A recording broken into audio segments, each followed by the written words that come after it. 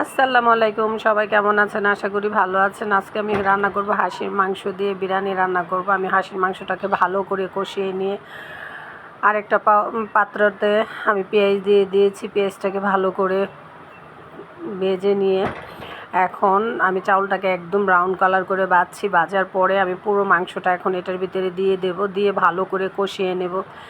Please আমার পাশে থাকবেন, আমার ভিডিওগুলোতে লাইক কমেন্ট শেয়ার করবেন। আপনাদের কাছে এটাই আমার চাওয়ার। আমি চাউলটাকে ভালো করে মাংসটাকে দিয়ে একদম কষিয়ে নিয়ে এটার ভিতরে এখন আমি গরম পানি অ্যাড করব। গরম পানি দেওয়ার পরে এটার ভিতরে আমি কাঁচামরিচ, আলু বোখরা দিয়ে দেব। আর ইচ্ছা থাকলে উপায় হয়, আমিও চেষ্টা করতেছি আমার পাশে নিয়ে কেউ দাঁড়ায়, কেউ তো দাঁড়ানোর মতো নাই। আর দেশের পরিস্থিতিটা তেমন ভালো না, মনটাও ভিডিও ছাড়তে একদম মন চায় না।